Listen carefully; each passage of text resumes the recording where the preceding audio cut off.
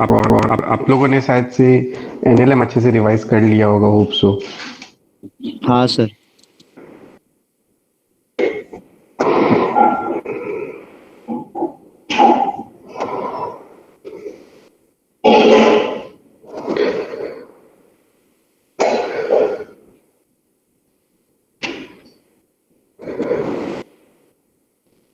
अब हम लोगों ने लास्ट क्लास में स्प्रिंग फोर्स पढ़ा था, तो उसी का एक क्वेश्चन करते हैं। ये ग्राउंड है, उसके ऊपर एक स्प्रिंग रखा हुआ है और इसको हम लोग एफ फोर्स लगा के पुल कर रहे हैं। इस स्प्रिंग का एलोंगेशन निकालना है, कितना होगा।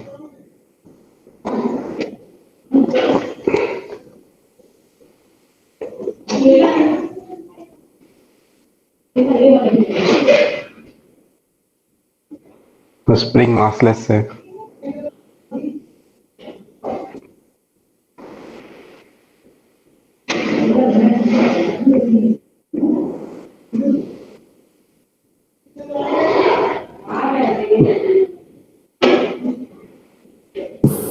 सर दूसरी साइड पे फिक्स्ड है क्या? हाँ, दूसरी साइड कैसा है, मतलब एक साइड पे फिक्स्ड है या ऐसा ओपन है? कुछ नहीं, नहीं कोई फिक्स नहीं, ऐसे ही रखा हुआ है, कोई फिक्स नहीं है। तो कोई इलॉन्गेशन नहीं होने वाला मतलब। हाँ, स्प्रिंग का एलोंगेशन यहाँ पे कितना होगा, 0 होगा। यहाँ पे स्प्रिंग का एलोंगेशन 0 आएगा। ठीक है, यहाँ पे क्या हो रहा है कि ये स्प्रिंग है ना, इसको यहाँ से खींचोगे ना, और यहाँ पे कुछ भी कनेक्ट नहीं है, ऐसे ही फ्री है, तो ये स्प्रिंग जाते रहेगा आगे और ये एलोंगेट नहीं होगा। स्प्रिंग ऐसे ही रहेगा। अगर अगर वॉल है तो, और एफ फोर्स लगा के फिक्स खींच रहे हैं, तो एलोंगेशन कितना होगा तो एफ बाई के। इक्विलिब्रियम में। अब एलोंगेशन होगा एफ बाई के। कैसे आएगा, हम लोग इस पॉइंट को सिस्टम मानेंगे, इस पॉइंट को। अब इस पॉइंट को सिस्टम मान रहे तो इस पे एक तो फोर्स एफ लग रहा है और दूसरा स्प्रिंग्स के ऊपर फोर्स लगा रहा है पीछे की तरफ। स्प्रिंग एलोंगेटेड है तो वो पुल करेगा, और स्प्रिंग कितना पुल करेगा, के इंटू एक्स। और जब ये इक्विलिब्रियम में आएगा तो इस पे नेट फोर्स 0 होना चाहिए। नेट फोर्स 0 होना चाहिए, मतलब ये फोर्स और ये फोर्स को इक्वल होना पड़ेगा। तो फिर यहां से एक्स कितना आ जाएगा, एफ बाई के।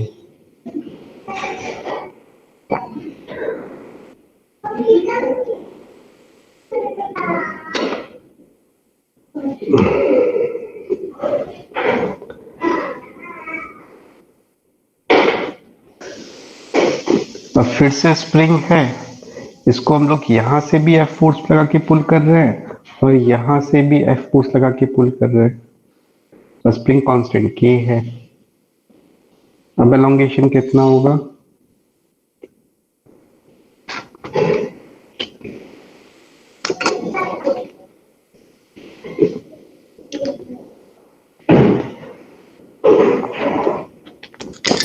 टू एफ बाई के।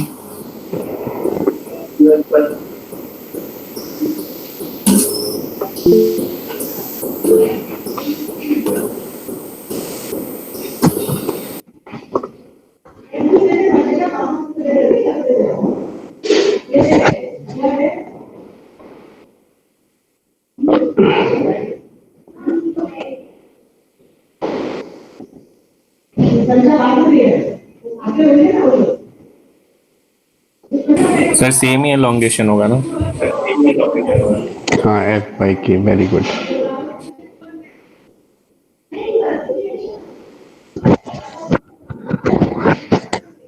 मैं बता देता हूँ, यहाँ पे एलोंगेशन 2f/k नहीं आएगा, f/k ही आएगा।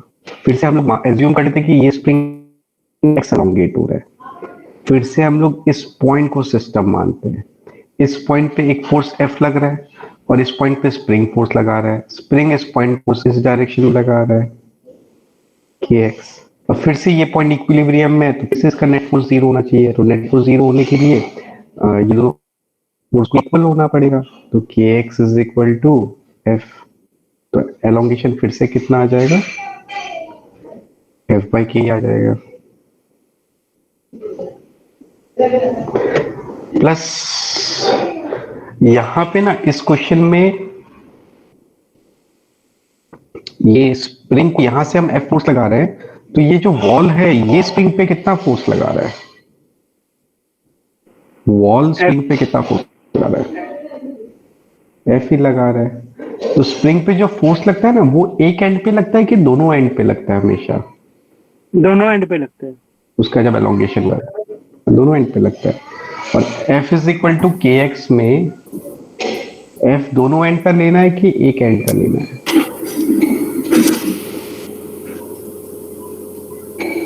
दोनों एंड पे। एक एंड का ना, दोनों एंड का सम एक लेके सिंगल वैल्यू लेना है? सिंगल वैल्यू लेना है। हाँ, एक ही एंड का लेते हैं। सर पर जैसे अभी वो नीचे वाला एग्जांपल है, तो मेरा आवाज क्या हो गया? सुनाई नहीं दे रहा मुझे, तो लाउडली बोलो ना। हाँ बोलो। सर वो जो नीचे आपने वो दो फोर्स वाला एग्जांपल लिया है, इसमें मतलब इधर से भी फोर्स लग रहा है और दूसरे साइड से भी फोर्स लग रहा है, तो इलोंगेशन मतलब जा बढ़ना चाहिए ना। नहीं, इस केस में भी देखो, इस केस में तो हम मैंने दिखा नहीं रखा है, पर इस केस में ना अगर हम लोग स्प्रिंग को इस साइड से पुल करेंगे तो वॉल भी इसको पुल करेगा कि नहीं? इस केस में भी दोनों साइड से फोर्स लगाएगी।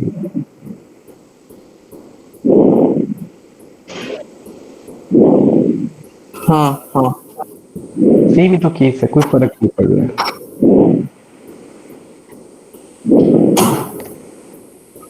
हाँ हाँ समझ गया सर। और इस केस में दोनों साइड से फोर्स नहीं लग रहा है, और दोनों साइड से फोर्स लगेगा ही नहीं तो फिर एलोंगेशन ही नहीं होगा। इनको एलोंगेट करने के लिए दोनों साइड से फोर्स लगना ही पड़ेगा। हम्म, हाँ सर समझ गया।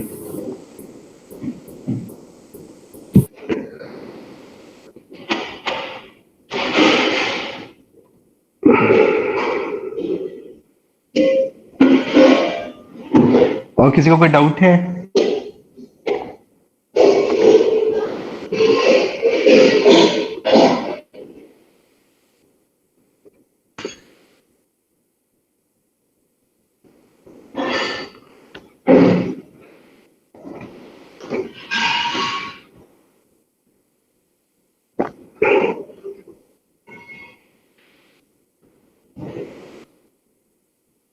ये ब्लॉक है, ये स्प्रिंग है, ये ब्लॉक इक्विलिब्रियम में, इक्विलिब्रियम का मतलब नेट फोर्स जीरो है, तो स्प्रिंग का एलोंगेशन निकालना है।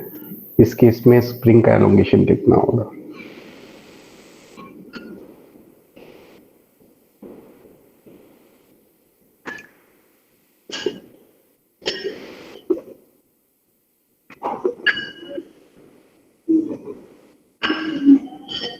mg/k।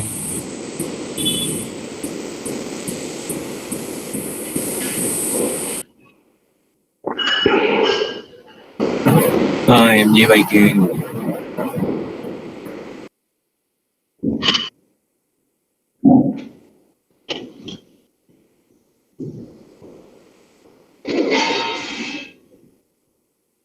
हाँ, स्प्रिंग का एलोंगेशन कितना आएगा? mg/k। इसका मेरा मेथड देखो। हाँ, न्यूटन्स लॉ में ऐसे ही नहीं सॉल्व करते, पहले हमेशा सिस्टम मानते। सिस्टम माने बिना हम लोग कुछ सॉल्व नहीं कर सकते। मैं देखो इस क्वेश्चन में भी हर जगह सिस्टम मान रहा हूं मैंने इस समय इसको सिस्टम माना, इसका फोर्स को बैलेंस किया, फिर इसको सिस्टम माना, इसका फोर्स को बैलेंस किया, तो हमेशा सिस्टम मान के सॉल्व करते हैं। तो इस केस में हम लोग सिस्टम किसको मानेंगे? इस ब्लॉक को। ये ब्लॉक हमारा सिस्टम होगा। अब इस ये सिस्टम है, सिस्टम में फोर्स क्या लग रहा है? एक तो mg लग रहा है, और इस ब्लॉक को स्प्रिंग टच कर रहा है तो स्प्रिंग फोर्स लगा रहा है। अब स्प्रिंग एलोंगेटेड है तो वो इसको पुल करेगा अपने तरफ, और इसका एलोंगेशन को एक्स अज्यूम कर लेते हैं, तो स्प्रिंग इसके ऊपर कितना फोर्स लगाएगा? के एक्स। अब ये इक्विलिब्रियम में है, अब इक्विलिब्रियम में है तो इसका नेट फोर्स जीरो होना चाहिए, मतलब फोर्सेस बैलेंस होना चाहिए। बैलेंस का मतलब होता है कि डाउनवर्ड डायरेक्शन में जो फोर्स लग रहा है और अपवर्ड डायरेक्शन में जो फोर्स लग रहा है उसको इक्वल होना पड़ेगा। तो बैलेंस होने के लिए के एक्स को mg के इक्वल होना पड़ेगा, तो यहाँ से x आ जाएगा mg/k। इसका एलोंगेशन कितना आ जाएगा? mg/k।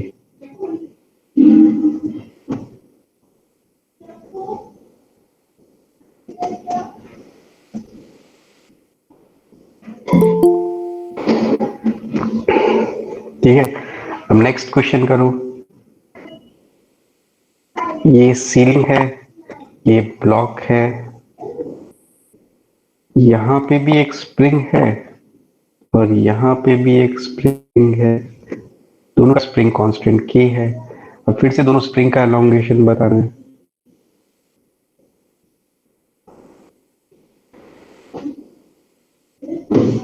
mg/2k।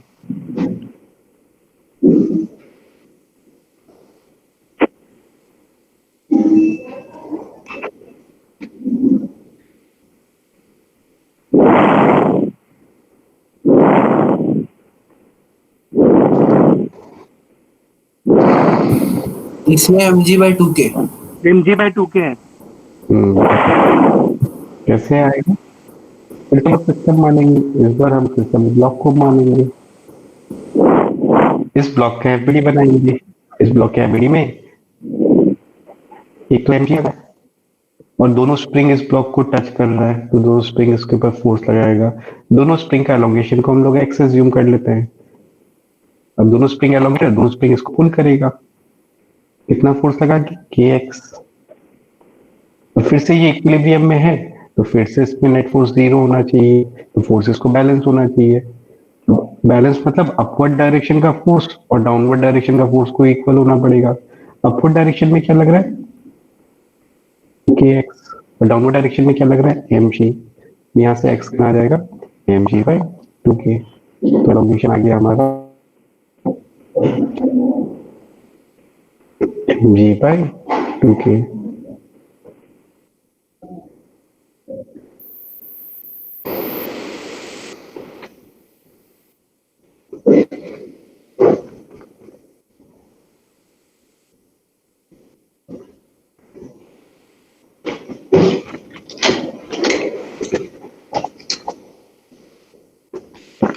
किसी को डाउट है? No sir.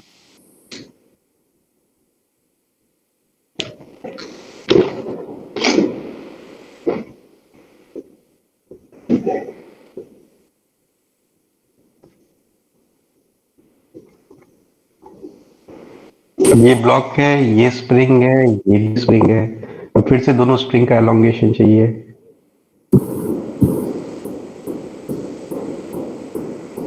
mg/k ही होगा। 2mg/k। 2mg/k।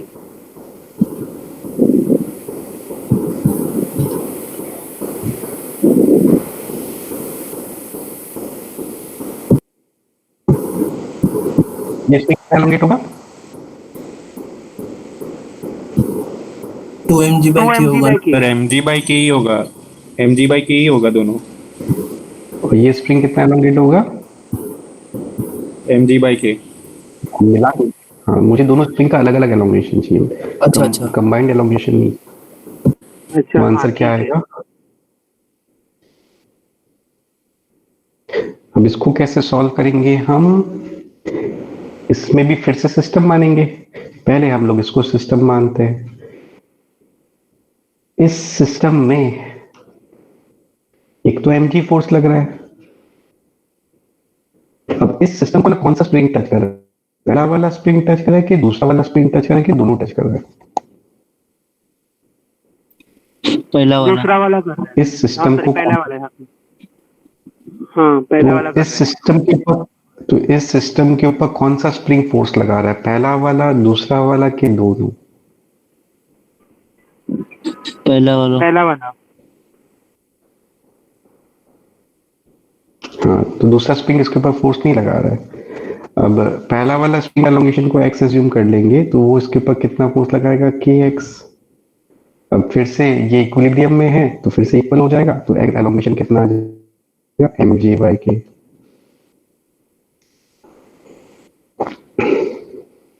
ये कौन सा स्प्रिंग का एलोंगेशन है अभी हमारा?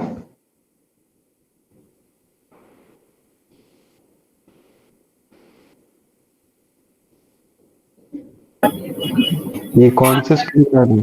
पहले वाले का। फर्स्ट स्प्रिंग का है कि हाँ।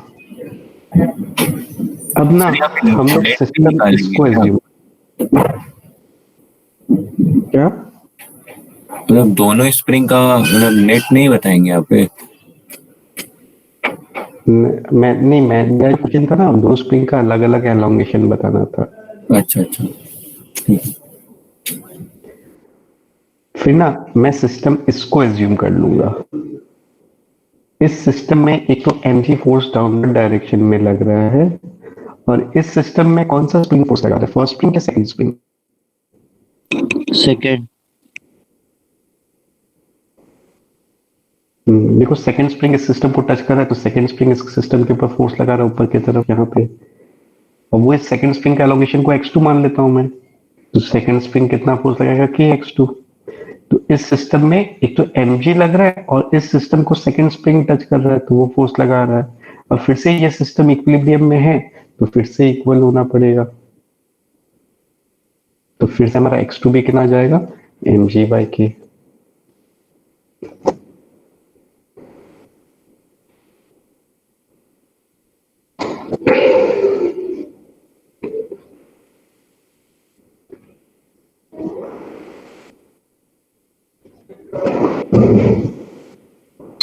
सर फर्स्ट स्प्रिंग के लिए एक बार फिर से बताना।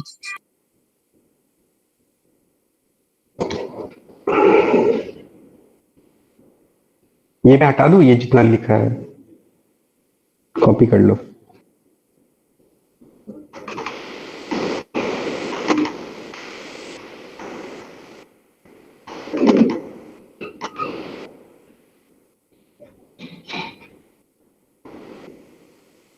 जब फर्स्ट का सॉल्व करेंगे तो हम लोग सिस्टम इसको मान लेंगे। अब इस सिस्टम में डाउनवर्ड डायरेक्शन में mg लगा है और इस सिस्टम को फर्स्ट ही टच कर रहा है तो इस सिस्टम में अपवर्ड डायरेक्शन में फर्स्ट स्प्रिंग फोर्स लगा रहा है। फर्स्ट स्प्रिंग का एलोंगेशन को x1 एज्यूम कर लेते हैं, तो वो कितना लगाएगा। अब ये इक्विलिब्रियम में है तो फोर्सेस को बैलेंस होना पड़ेगा, बैलेंस करके देख लो x1 mg/k आ जाएगा।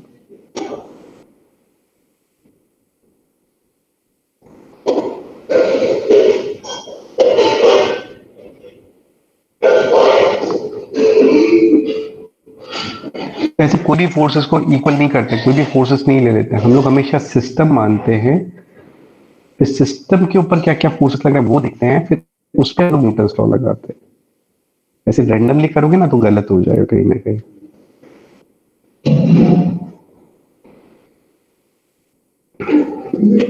किसी को भी डाउट है कुछ?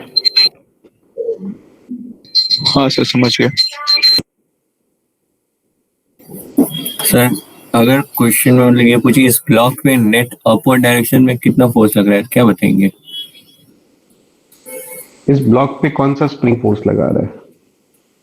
नहीं, इस ब्लॉक में अपवर्ड डायरेक्शन में नेट फोर्स कितना है?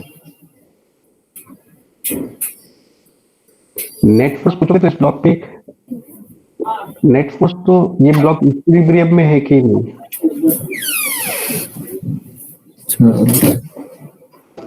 ऐसा अगर इक्विलिब्रियम में नहीं होगा ब्लॉक पे नेट फोर्स नहीं होगा तो फिर फोर्सेस का सम ले लेना। इस ब्लॉक पे क्या क्या फोर्स लग रहा है, इस ब्लॉक पे एंटी फोर्स लग रहा है और एक स्प्रिंग फोर्स लगा रहा है,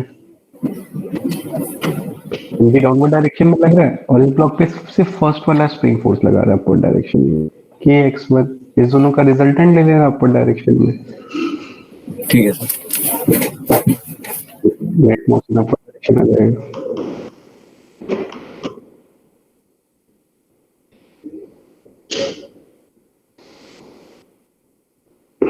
और किसी को कोई डाउट है?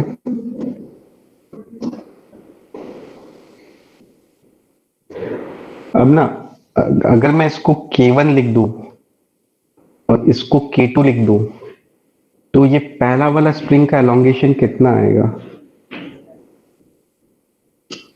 इसका एलोंगेशन को x1 एज्यूम कर लेता हूँ, इसका एलोंगेशन को x2 एज्यूम कर लेता हूँ, तो x1 कितना होगा?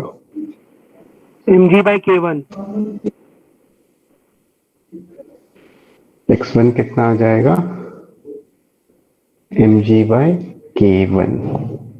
और x2 कितना आएगा?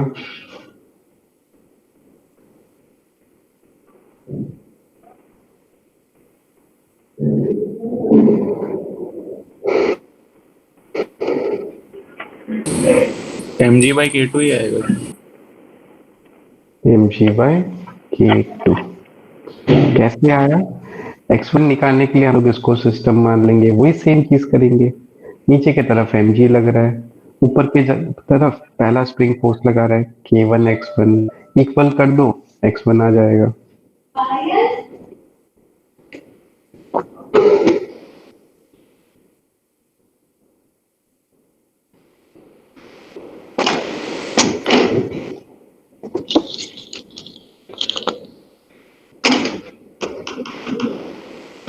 x2 निकालने के लिए हम लोग इसको सिस्टम मान लेते हैं। इस सिस्टम में डाउनवर्ड डायरेक्शन में mg लग रहा है, ऊपर की तरफ सेकंड वाला स्प्रिंग फोर्स लगा रहा है k2 x2, फिर से इक्विलिब्रियम में तो इक्वल कर दो, आंसर आ जाएगा।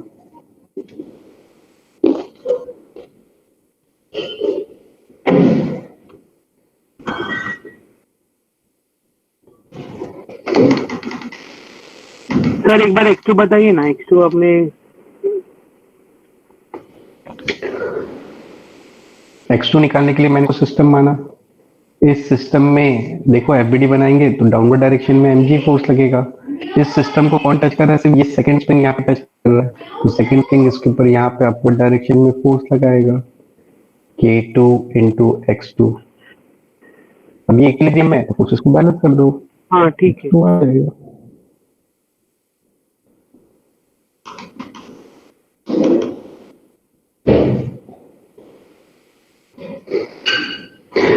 अब फोर्स ऑफ स्प्रिंग 1 कितना आएगा? स्प्रिंग 1 पे कितना फोर्स है, मतलब स्प्रिंग 1 का स्प्रिंग फोर्स कितना है? k1 x1।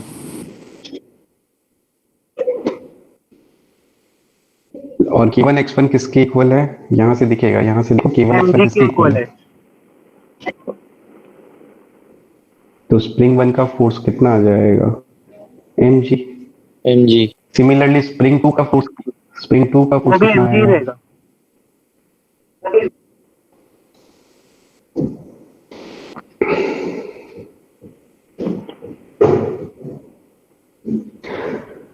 तो इस स्प्रिंग का स्प्रिंग फोर्स कितना है? mg है, अभी निकाला हमने। इस स्प्रिंग का स्प्रिंग फोर्स कितना है? mg है। और इस ब्लॉक पे ऊपर की तरफ फोर्स 2mg लग रहा है कि mg लग रहा है? mg लग रहा है। mg लग रहा है। तो ऐसे ध्यान रखना तुम लोग, ऐसे ना कभी भी सीरीज में स्प्रिंग होंगी ना, तो इन दोनों का स्प्रिंग फोर्स डिफरेंट आएगा कि सेम आएगा? सेम आएगा। हमेशा। सेम आएगा। और इन दोनों का एलोंगेशन सेम आएगा कि डिफरेंट आएगा? जनरलाइज करके बोल रहे हैं। डिफरेंट आएगा। एलोंगेशन डिफरेंट आएगा। हाँ, तो एलोंगेशन डिफरेंट आता है, स्प्रिंग फोर्स सेम आता है। और फिर ये भी ये सबसे इंपॉर्टेंट याद रखना, इसका स्प्रिंग फोर्स कुछ आ गया, इसका स्प्रिंग फोर्स कुछ आ गया, इस पे अपवर्ड डायरेक्शन में ये दोनों स्प्रिंग फोर्स का सम होगा कि सिर्फ वन वाला स्प्रिंग फोर्स लगेगा? तुम लोगों का गंदा आता है, तुम लोग सम लगा देते हो।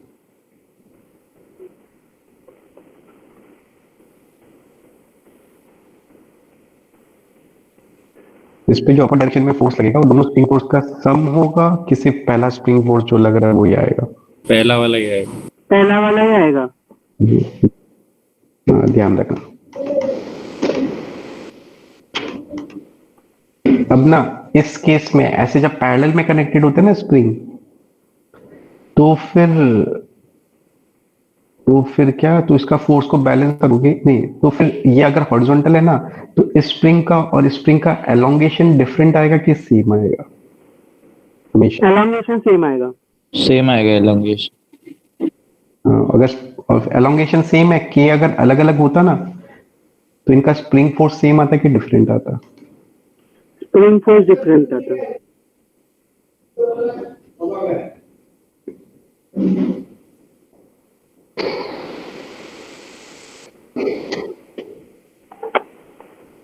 ठीक है, किसी को कोई भी डाउट है?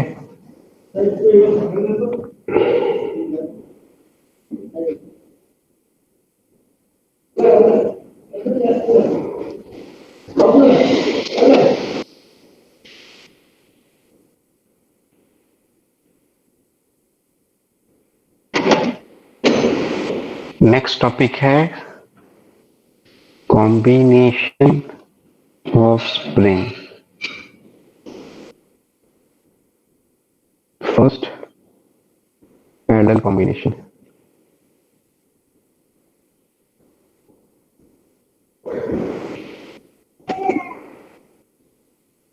ये दो स्प्रिंग है, पैरेलल में कनेक्टेड है। ठीक है, इसका स्प्रिंग कांस्टेंट K1 है, इसका स्प्रिंग कांस्टेंट K2 है। हमें क्या करके इन दोनों स्प्रिंग को ना एक सिंगल स्प्रिंग से रिप्लेस करना है। तो ये सिंगल स्प्रिंग का K कितना लेना है, हमें K इक्विवेलेंट वो निकालना है। कॉम्बिनेशन ऑफ स्प्रिंग में क्या कर रहे हैं कि ये दो स्प्रिंग पैरेलल में कनेक्टेड है, इसको हमें सिंगल से रिप्लेस करना है, तो उसका K इक्विवेलेंट निकालना है। अब मान लेते हैं कि नेचुरल लाइन से ये ब्लॉक X नीचे है, तो इसके ऊपर ये स्प्रिंग कितना फोर्स लगाएगा, K1X। ये स्प्रिंग कितना फोर्स लगाएगा, K2X। अब ये दोनों स्प्रिंग के जगह अगर मैं ये सिंगल स्प्रिंग रखूंगा ना, तो इफेक्ट सेम आना चाहिए। इफेक्ट सेम आना चाहिए मतलब यहाँ पे अगर ब्लॉक X नीचे आ रहा है, तो यहाँ पे भी ब्लॉक को X नीचे आना पड़ेगा। और यहाँ पे स्प्रिंग कितना फोर्स लगाएगा, K इक्विवेलेंट इंटू X। और इन दोनों की जगह अगर ये स्प्रिंग रखते तो सेम इफेक्ट आना चाहिए। अब सेम इफेक्ट आना चाहिए मतलब ये दोनों मिला के जितना फोर्स लगा रहा है, ये जितना फोर्स लगा रहा है, इस दोनों को सेम होना चाहिए। ये दोनों मिला के जितना फोर्स लगा रहा है और ये जितना फोर्स लगा रहा है, इन दोनों को सेम होना पड़ेगा। तो हमारा यहाँ से रिटर्न आ जाएगा K equivalent X is equal to K1X plus K2X। X cancel हो जाएगा, तो K इक्वल कितना आ जाएगा, K1 प्लस K2 प्लस अगर ज्यादा स्प्रिंग है तो सो ऑन।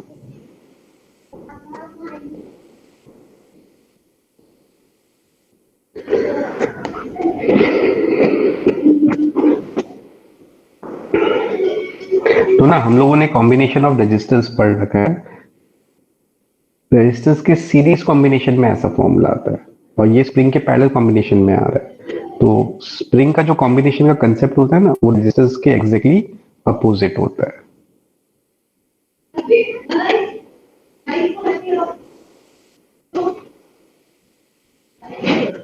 रेजिस्टेंस में मतलब स्प्रिंग में अगर पैरेलल में कनेक्टेड है तो रेजिस्टेंस का सीरीज वाला फॉर्मूला आएगा।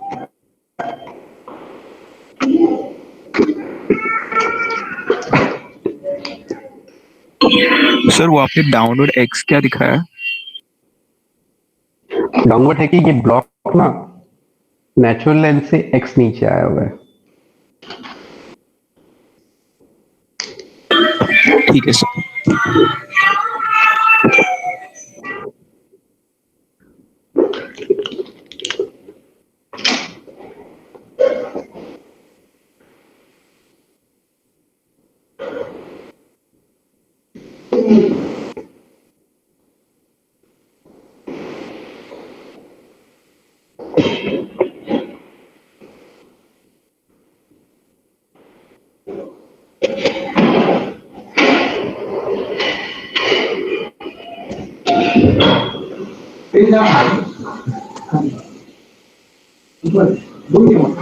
हाँ,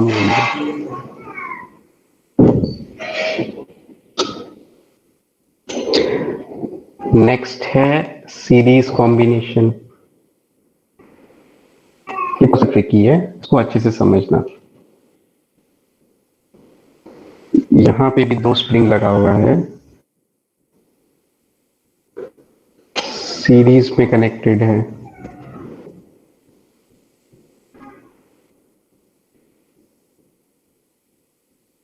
हमें इस दोनों स्प्रिंग को एक सिंगल स्प्रिंग से रिप्लेस करना है।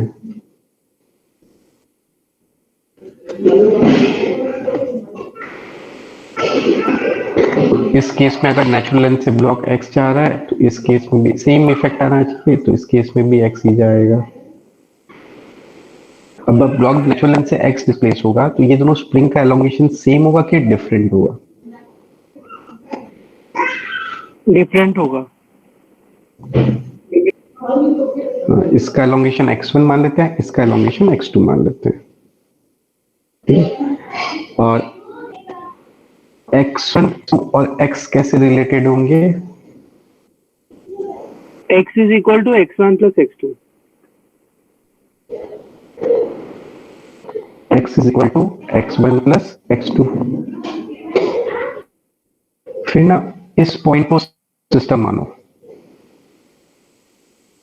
इस पॉइंट पे कौन कौन फोर्स लगा रहा है?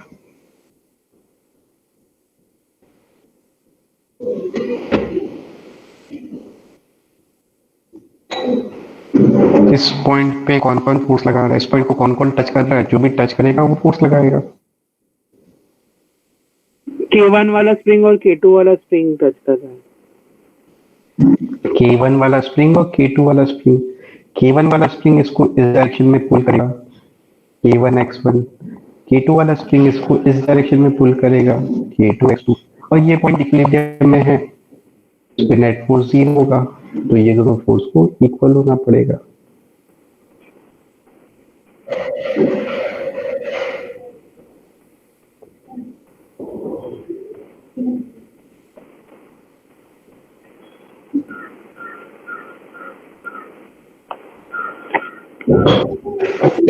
इस x2 को हम यहाँ पे पुट कर देंगे।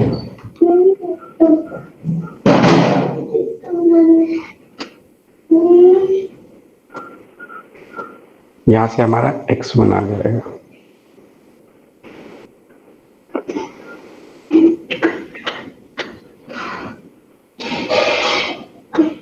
ठीक है, तो हमने इस दोनों इक्वेशन को सॉल्व कर लिया, हमने ये दोनों इक्वेशन को सॉल्व कर लिया और से हम x1 निकाल लिया इन टर्म्स ऑफ x।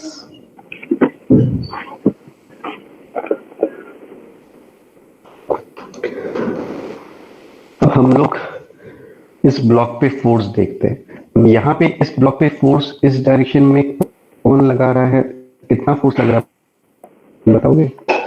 कौन लगा रहा है और कितना लगा रहा है? K2 वाला स्प्रिंग लगा रहा है K2 x2। और ये मैंने गड़बड़ कर दिया, चलेगा कोई बात नहीं। और यहाँ पे इस ब्लॉक पे इस डायरेक्शन में फोर्स कितना लग रहा है? K equivalent x। यहाँ से ना मुझे x2 निकालना था, x1 इतना है ना, तो x1 को यहाँ पे कर दो तो x2 इतना आ जाएगा।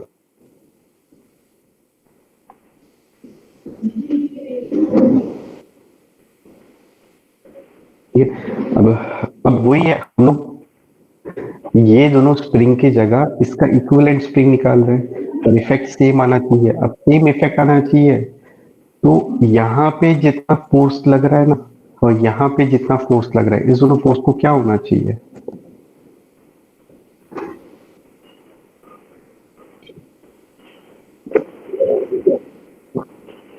सेम इफेक्ट आना चाहिए कॉम्बिनेशन में।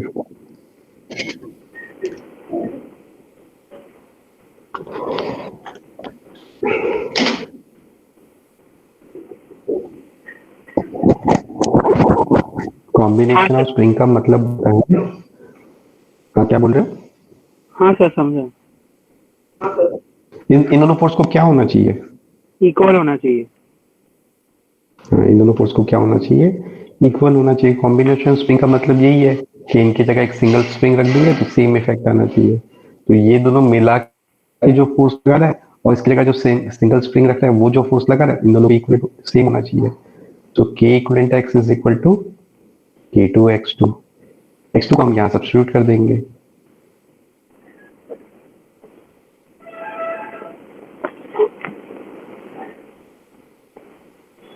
x कैंसिल हो जाएगा, इसको हम इनवर्स कर देंगे।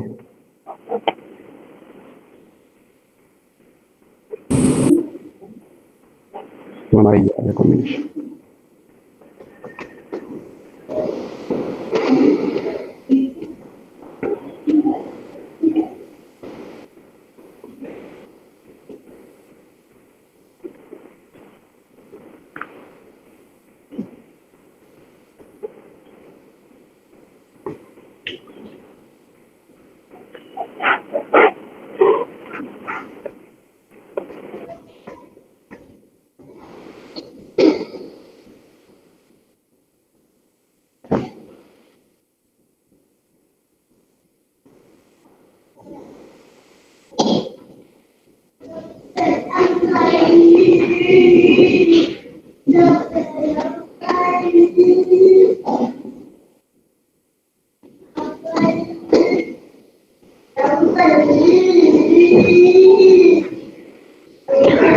किसी को भी कोई डाउट है इसमें?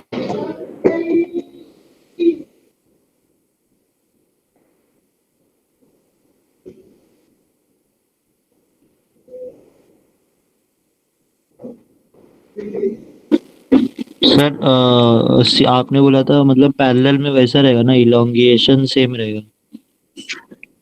हाँ, ये सीरीज और में। सीरीज में इलोंगेशन सेम रहेगा। नहीं, सीरीज में फोर्स सेम रहता है, एलोंगेशन अलग हाँ अलग हाँ रहता है। ठीक है सर।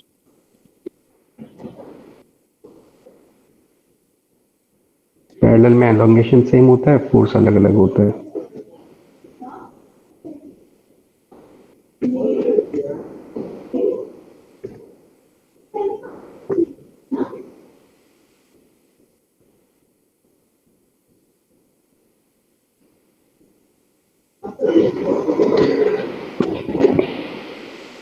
और किसी को कोई डाउट है?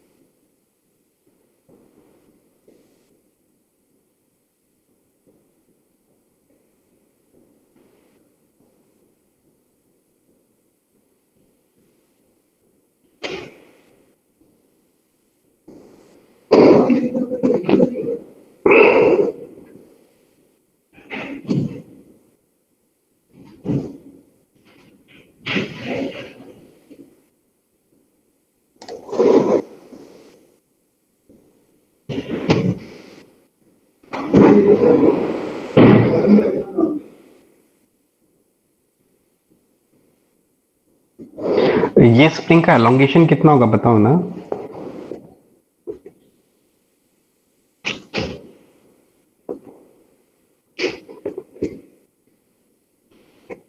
टू एम जी बाई के। हाँ, स्प्रिंग का एलोंगेशन कितना आएगा? 2 mg बाई के। इसके लिए ना इसको सिस्टम मान लो, इसको सिस्टम मानोगे तो नीचे की तरफ 2 mg लगेगा और ऊपर की तरफ x लगेगा, तो इक्वल कर देना, तो x का वैल्यू 2 mg बाई के आ जाएगा।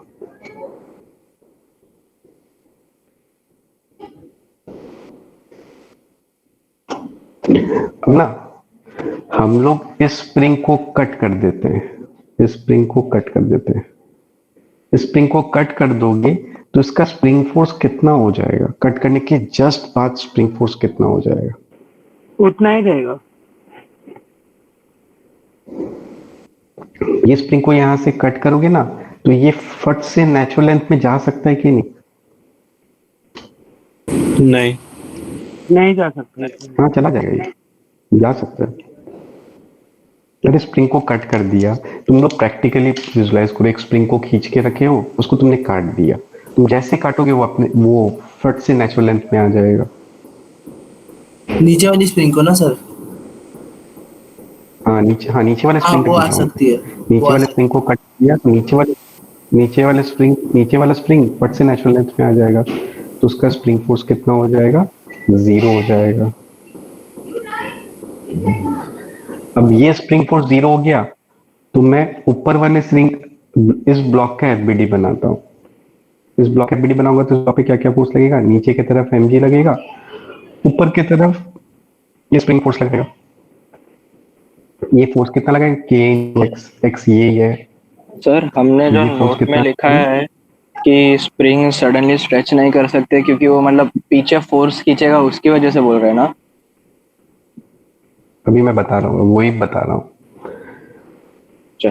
तो इसमें फोर्स 2 mg लगेगा, तो इस ब्लॉक का एक्सेलरेशन 0 होगा।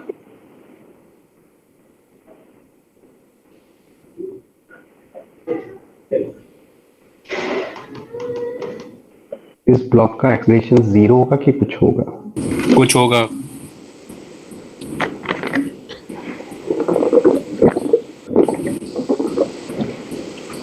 डाउनवर्ड डायरेक्शन में होगा कि अपवर्ड डायरेक्शन में होगा? Upward direction. अपवर्ड में होगा। अपवर्ड।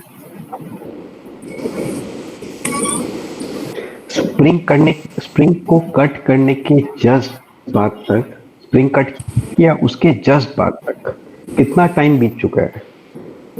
स्प्रिंग को कट किया उसके जस्ट बाद।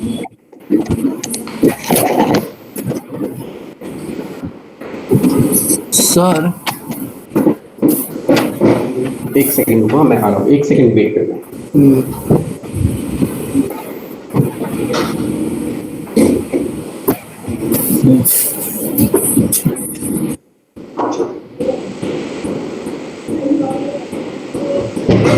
हाँ बोलो।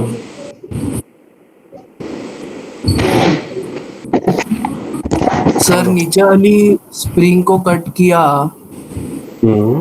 तो उसका ये स्प्रिंग फोर्स डायरेक्टली 0 नहीं होगा ना, मतलब हो जाएगा वो डायरेक्टली नेचुरल लेंथ पे कैसे मतलब आएगा, क्योंकि वो दोनों नहीं साइड आएगा। से मास से कनेक्टेड था ना।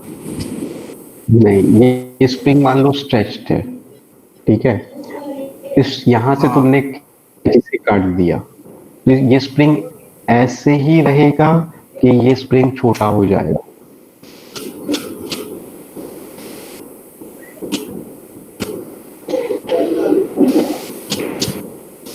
कट करने के जस्ट बाद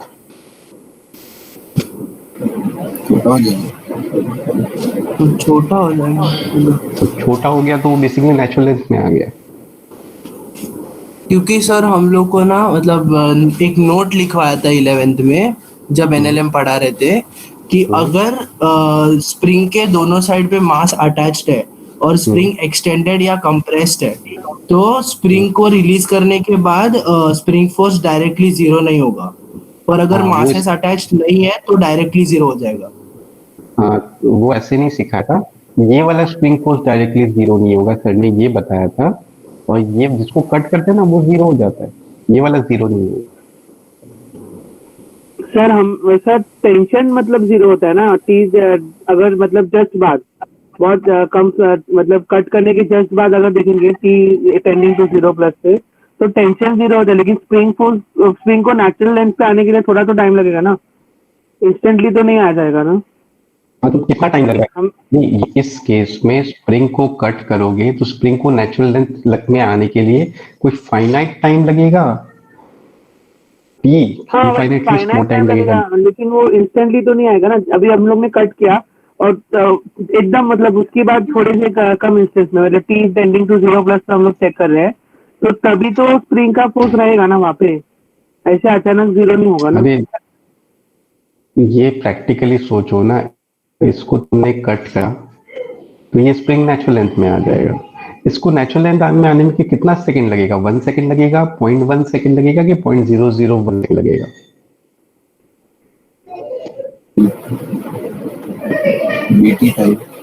पॉइंट 0.001। ये टाइम बहुत छोटा टाइम होती है। हाँ तो कट करने के जस्ट बाद इसका स्प्रिंग फोर्स कितना हो रहा है? अच्छा हाँ ठीक है।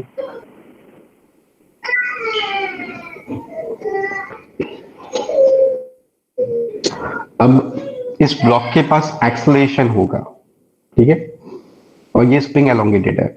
अब कट करने के जस्ट बाद मतलब dt टाइम के दौरान ये ब्लॉक कितना ऊपर जाएगा? कोई फाइनाइट डिस्टेंस ऊपर जाएगा कि इनफाइनाइटली स्मॉल डिस्टेंस ऊपर जाएगा?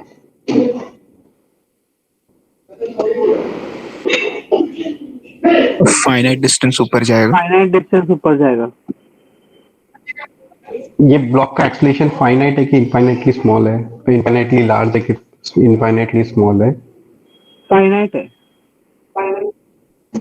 कट करने के जस्ट बाद का देख रहे हैं तो टाइम फाइनाइट है कि इनफाइनाइटली स्मॉल है?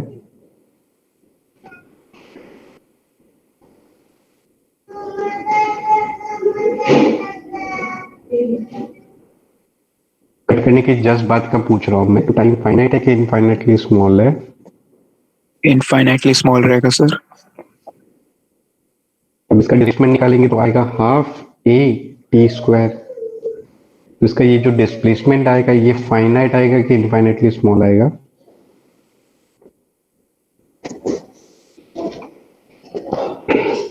इनफाइनाइटली स्मॉल आएगा ना सर।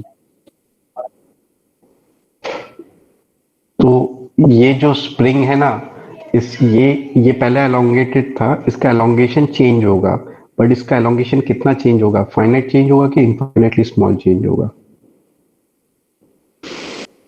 इनफाइनाइटली स्मॉल चेंज होगा dt टाइम के लिए। तो पहले स्प्रिंग फोर्स की एक्स लगेगा, अब स्प्रिंग फोर्स कितना लगेगा? के एक्स माइनस डी एक्स। ये दोनों डिफरेंट है कि अप्रोक्सीमेटली इक्वल है? अप्रोक्सीमेटली इक्वल है। तो ये स्प्रिंग फोर्स चेंज हो रहा है, बट मतलब बहुत ज्यादा चेंज हो रहा है कि ऑलमोस्ट चेंज नहीं हो रहा है? हाँ, इसका स्प्रिंग फोर्स बहुत ज्यादा चेंज हो रहा है कि ऑलमोस्ट चेंज नहीं हो रहा है? ऑलमोस्ट चेंज नहीं हो रहा है। तो ना जिस स्प्रिंग को कट करते हैं ना, कट करने के जस्ट बाद वो स्प्रिंग का स्प्रिंग फोर्स 0 हो जाता है, बट ऐसे जो स्प्रिंग खींचा हुआ होता है ना, उसका स्प्रिंग फोर्स सडनली चेंज होता है? नहीं होता है। यही मैंने दिखाया है, यही समझा रहा था।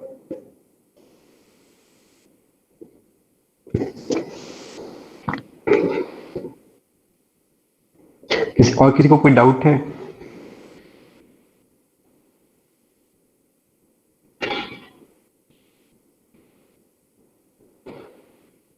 समझ में आया?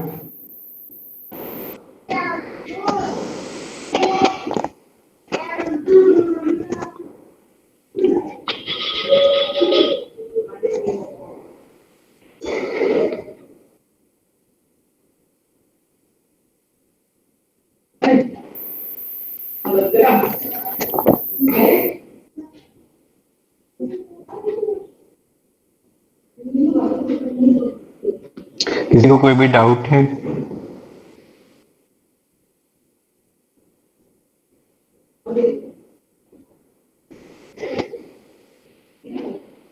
नहीं सर।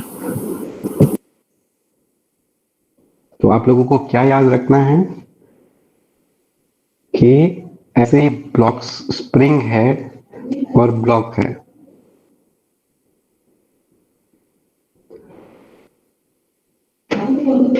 इस स्प्रिंग को कट कर दोगे तो इस स्प्रिंग का स्प्रिंग फोर्स कितना हो जाएगा?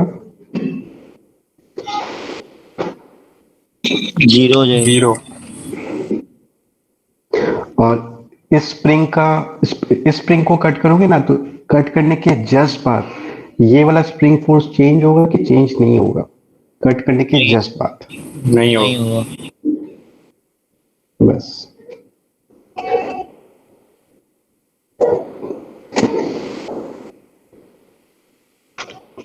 तो ये वाला क्वेश्चन कर लो।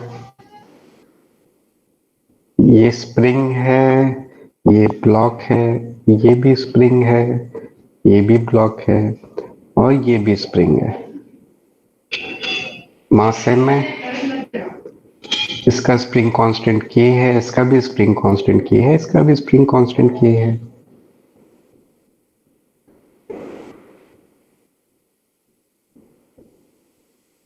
तो यहाँ पे स्प्रिंग फोर्स कितना होगा? इसका स्प्रिंग फोर्स कितना होगा? mg। इक्विलिब्रियम में इसका स्प्रिंग फोर्स 2 mg। सिमिलरली इसका स्प्रिंग फोर्स आ जाएगा 3 mg। अब हम लोग ना इस स्प्रिंग को कट कर देते हैं। अब इस स्प्रिंग को कट करेंगे तो ये वाला स्प्रिंग फोर्स कितना हो जाएगा? तो और ये दोनों चेंज होगा नहीं। कट करने के जस्ट बाद का बात कर रहे हैं। हाँ, तो इन तीनों का एक्सलेशन निकालना है, A B C. Acceleration of A, acceleration of B, acceleration of C निकालना है।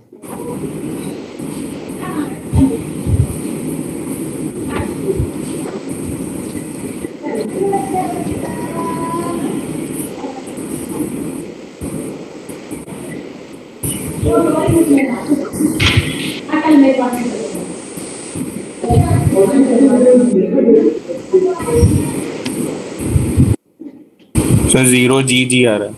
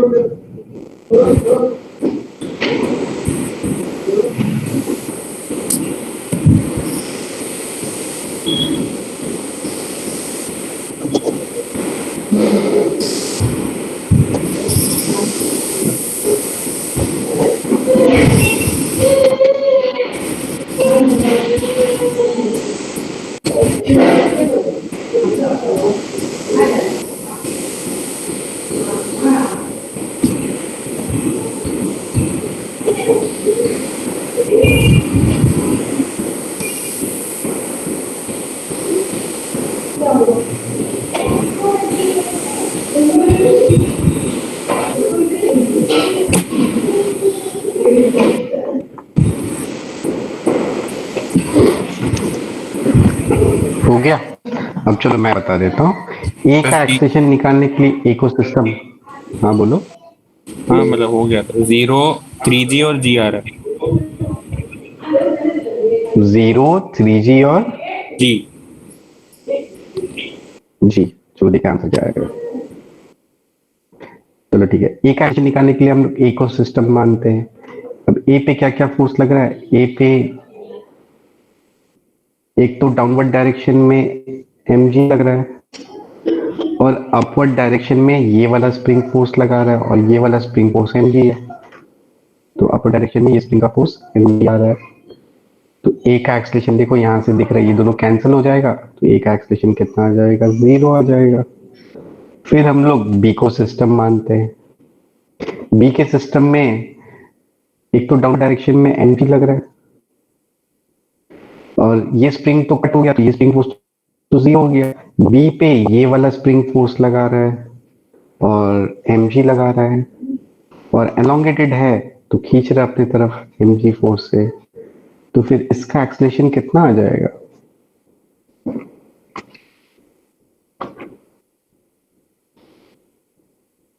जी। इसका एक्सलेशन आ जाएगा 2g आएगा, वो भी डाउनवर्ड डायरेक्शन में। अब हम लोग सी को सिस्टम मानते हैं। सी पे क्या फोर्स लग रहा है? सी पे एक तो mg लग रहा है और सी पे ऊपर वाला स्प्रिंग फोर्स लगा रहा है और ऊपर वाला स्प्रिंग कितना फोर्स लगा रहा है? 3mg। तो एक्सलेशन ऑफ सी कितना आ जाएगा? इसमें न्यूटन्स लॉ लगा देंगे तो 2g आ जाएगा अपर डायरेक्शन में। तो 0 2g डाउनवर्ड डायरेक्शन में और 2g अपर डायरेक्शन में, ये आंसर होगा।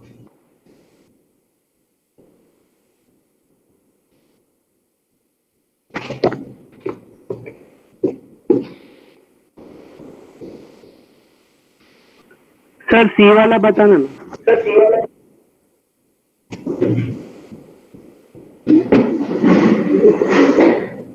सी वाला बताओ ना रजत, सी वाला ना।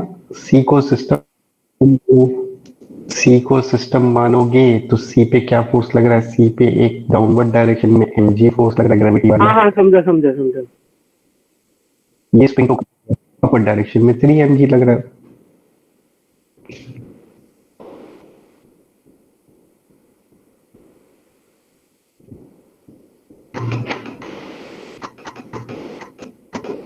और किसी को कोई डाउट है?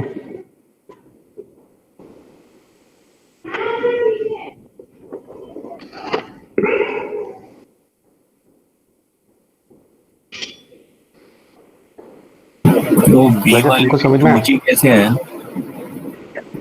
बस mg लगा है नीचे। बी को सिस्टम क्यों ये स्प्रिंग का फोर्स जीरो हो जाएगा।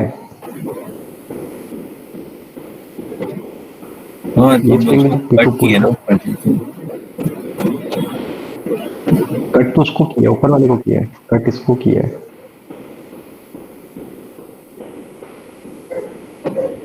तो नीचे वाले को नहीं कट किया, नीचे वाला ऐसे ही है।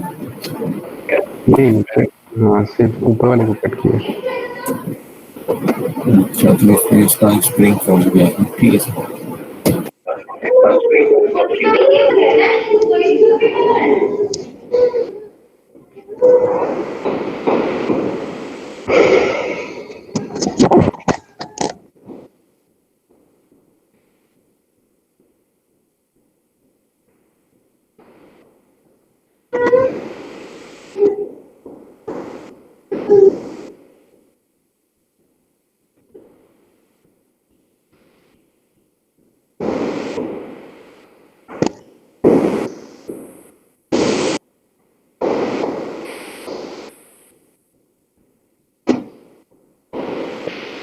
नेक्स्ट है स्प्रिंग बैलेंस।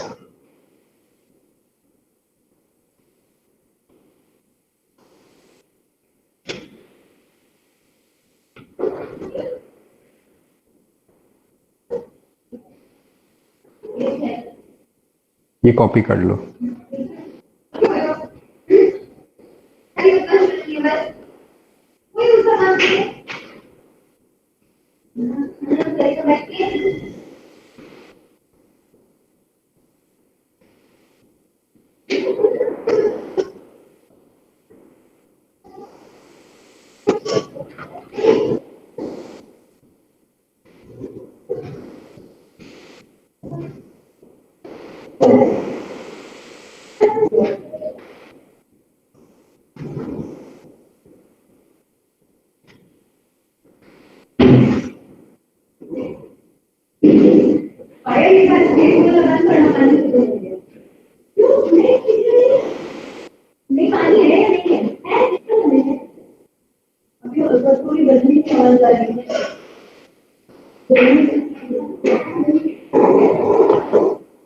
ये ब्लॉक है और ये दो स्प्रिंग बैलेंस है। ये स्प्रिंग बैलेंस 1 है और ये स्प्रिंग बैलेंस 2 है। और यहाँ पे ऐसे एक ब्लॉक हैंग्ड है, तो तुम लोगों को बताना है कि ये स्प्रिंग बैलेंस का रीडिंग कितना होगा, ये स्प्रिंग बैलेंस का रीडिंग कितना होगा न्यूटन में।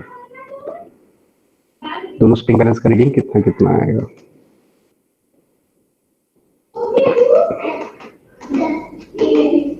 mg होगा दोनों का।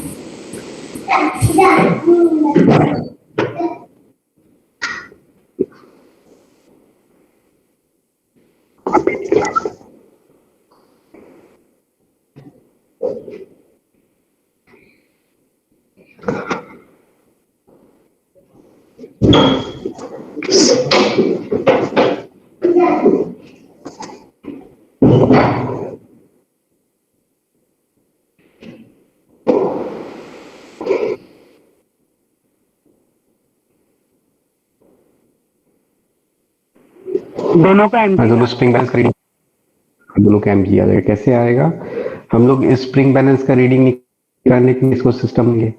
इस सिस्टम में नीचे की तरफ mg फोर्स लग रहा है, ऊपर की तरफ ये S2 वाला स्प्रिंग फोर्स लगा रहा है। उसको T2 लिख देता हूं मैं। ये इक्विलिब्रियम में है तो T2 को किसके इक्वल होना पड़ेगा, mg के इक्वल। तो ये स्प्रिंग बैलेंस का देखो रीडिंग। ये स्प्रिंग बैलेंस क्या रीड करते हैं, यहाँ का टेंशन। यहाँ टेंशन कितना आ गया mg, तो ये स्प्रिंग बैलेंस का रीडिंग mg आ गया।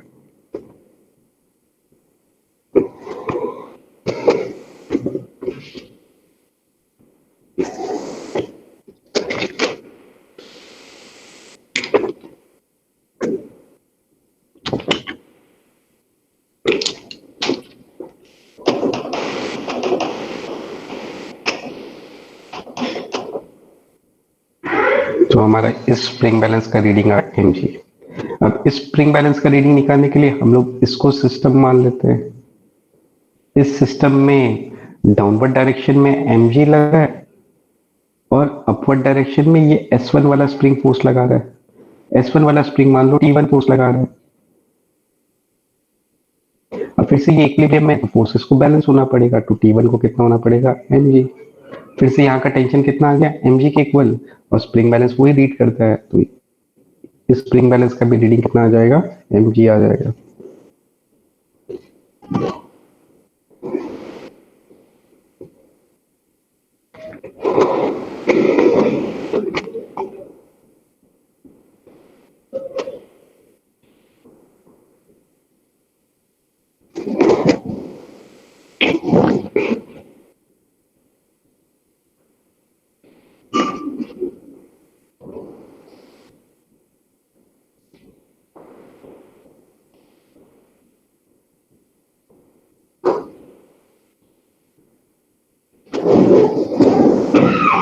हो गया? किसी को डाउट है कुछ?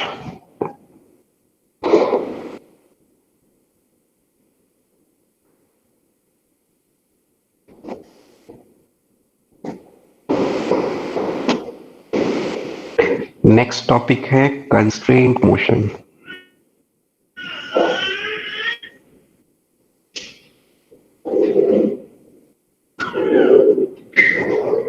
कंस्ट्रेंट मोशन का मतलब होता है जैसे कि ये एक फिगर है,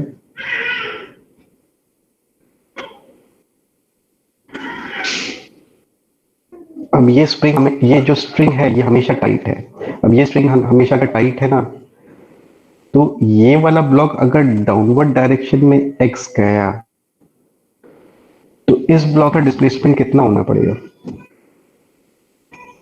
ऊपर x होना पड़ेगा। अपवर्ड डायरेक्शन में x होना पड़ेगा, इसके अलावा कुछ और हो सकता है? नहीं हो सकता। तो इसको हम कहते हैं कंस्ट्रेंट मोशन। यहाँ पे क्या हो रहा है कि ये जो m2 वाला का मोशन है ना, इसकी वजह से m1 वाले का मोशन कंस्ट्रेंट हो गया कि m2 वाले का मोशन अगर ऐसा है तो m1 वाले का मोशन ऐसा ही होना पड़ेगा, कुछ और हो ही नहीं सकता। तो m2 के मोशन की वजह से m1 का मोशन कंस्ट्रेंट हो गया, क्या ऐसा ही होना पड़ेगा। इस कंसेप्ट कहते हैं हम कंस्ट्रेंट मोशन। और यहाँ पे जो हो रहा है ना, इसको हम लोग कहते हैं स्ट्रिंग कंस्ट्रेंट। स्ट्रिंग कंस्ट्रेंट क्योंकि स्ट्रिंग के थ्रू कनेक्टेड है, और ये जो कंस्ट्रेंट आ रहा है ना, ये स्ट्रिंग की वजह से आ रहा है। अब यहाँ पे स्ट्रिंग से कनेक्टेड है, तो ये अगर नीचे x जाएगा तो उसको ऊपर x ही जाना पड़ेगा। फिर एक और एग्जांपल होता है कंस्ट्रेंट का। ये दो ब्लॉक है, ये दोनों ब्लॉक हमेशा कांटेक्ट में है। पीछे वाला ब्लॉक अगर राइट की तरफ x मूव किया, तो आगे वाले ब्लॉक को राइट की तरफ, आगे वाले ब्लॉक को कितना मूव करना पड़ेगा?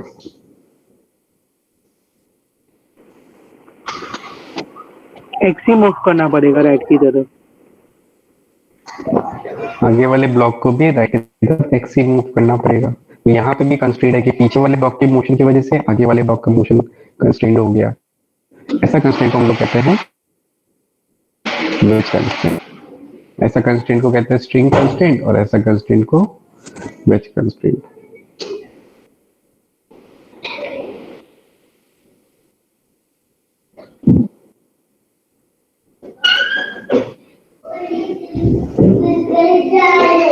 सर वो ब्लॉक वाले कंस्ट्रेंट को क्या बोलते हैं? वेज मैं लिखा रहा हूँ।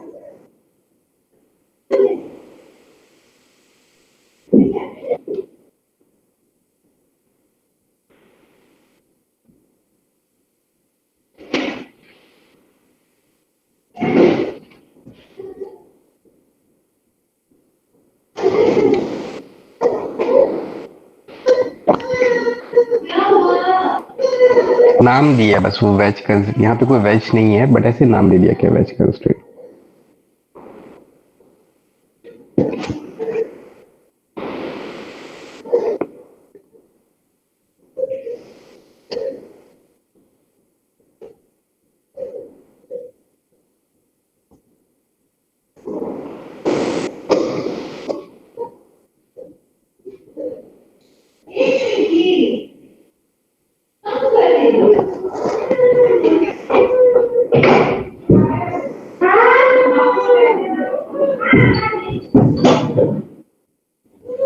हो गया? अब हम लोग डिटेल में पढ़ेंगे। फर्स्ट हम लोग पढ़ेंगे स्ट्रिंग कंस्ट्रेंट।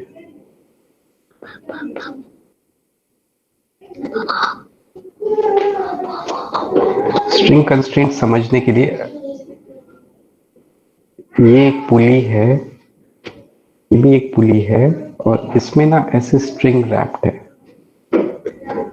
और ये पुली ना ऐसे घूम रहा है, और ये पुली ऐसे घूम रहा है। तो फिर ये स्ट्रिंग जो है ये मूव कर रहा है। अब स्ट्रिंग मूव कर रहा है तो स्ट्रिंग का ना ये वाला लेंथ चेंज हो रहा है क्या?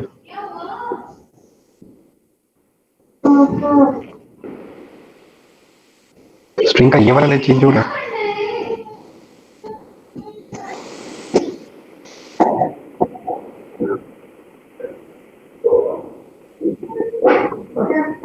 नहीं सर, नहीं होगा।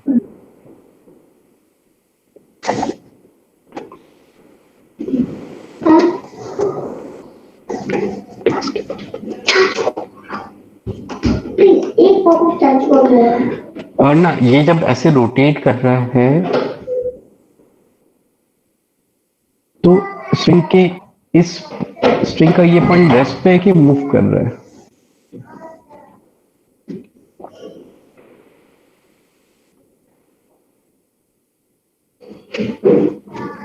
ये भी बहुत ट्रिकी कंसेप्ट है कंस्ट्रेंट मोशन, अच्छे से समझना और एक्टिव होके आंसर दो तभी समझ में आएगा। सिर्फ सुनते रहोगे, एक्टिव होके आंसर नहीं दोगे तो नहीं समझ में आएगा। स्ट्रिंग के इस पॉइंट के वेलोसिटी, ये स्ट्रिंग का ये पॉइंट रेस्ट पे है कि मूव कर रहा है? मूव कर रहे हैं।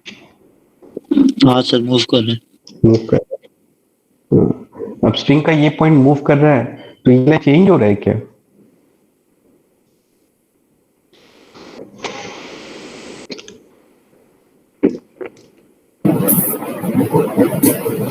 नहीं चेंज हो रहा है कि नहीं हो रहा है?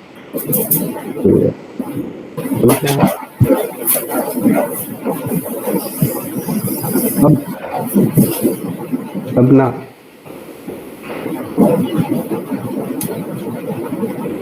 अब मैं क्या करूं? अब मैं तो चेंज कर देता हूं।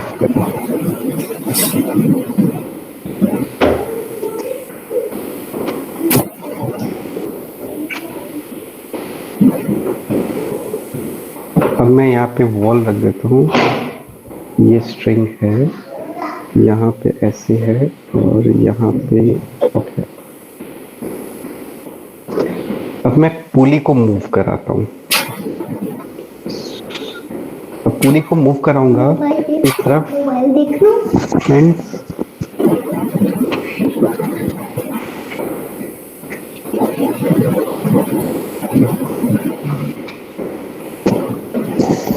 अब पुली को मैं अगर इस तरफ मूव कराऊंगा तो स्ट्रिंग का ये लेंथ चेंज होगा कि नहीं?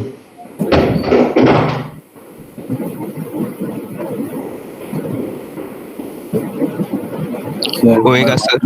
क्या बोला?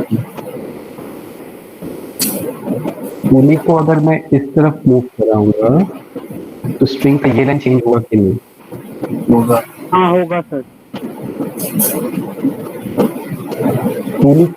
पुली को मैं इस तरफ v वेलोसिटी से मूव करा रहा हूं तो पुली के इस पॉइंट का भी वेलोसिटी कितना है? v है।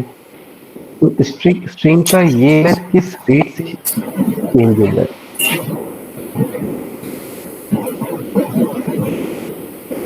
स्ट्रिंग का ये लेंथ किस रेट से चेंज हो रहा है?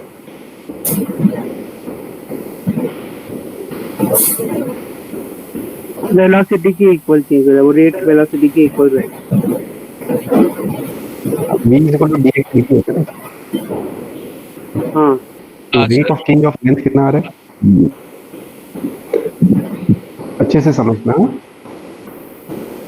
तो ना स्ट्रिंग का जो ये लेंथ है वो स्ट्रिंग के इस पॉइंट की वेलोसिटी की वजह से चेंज हो रहा है कि पुल के इस पॉइंट की वेलोसिटी की वजह से चेंज हो रहा है?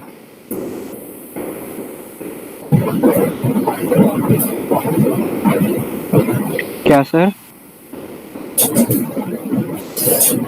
स्ट्रिंग का जो लेंथ चेंज हो रहा है वो स्ट्रिंग के मूव करने की वजह से चेंज हो रहा है कि पुली के मूव करने की वजह से चेंज हो रहा है? पुली क्या मूव करने से?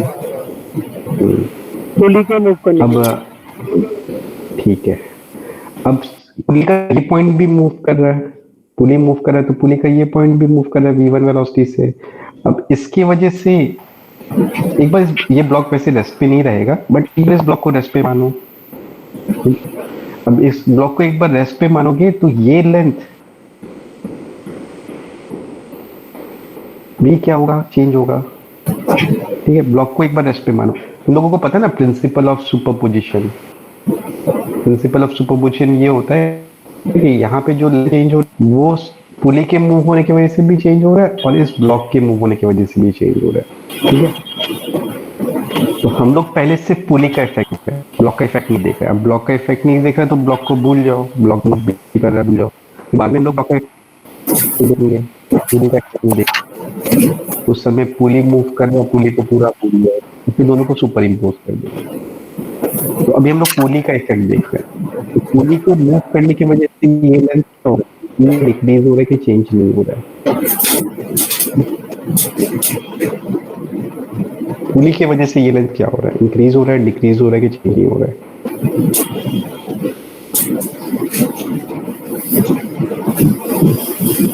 सर डिक्रीज होगा।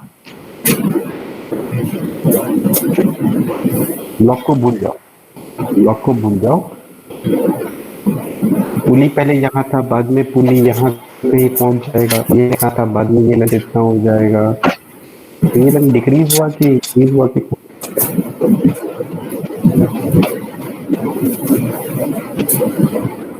इंक्रीज होगा। और किस रेट से इंक्रीज हो रहा है?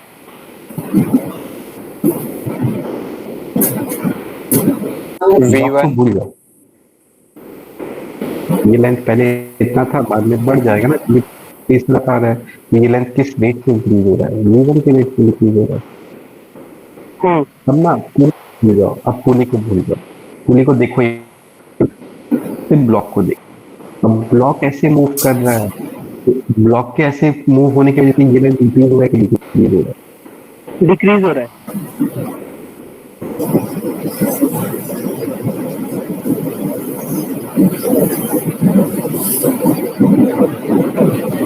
डिक्रीज हो रहा है।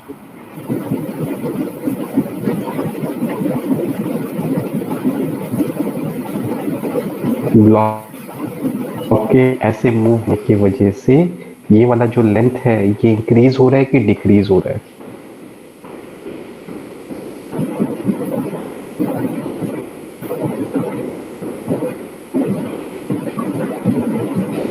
बस सिंपल है ना, पहले ये लेंथ इतना था, फिर ब्लॉक इस तरफ मूव कर वहां पे पहुंच जाएगा, ये लेंथ इतना हो जाएगा। ये लेंथ इंक्रीज हुआ कि डिक्रीज हुआ? डिक्रीज हुआ।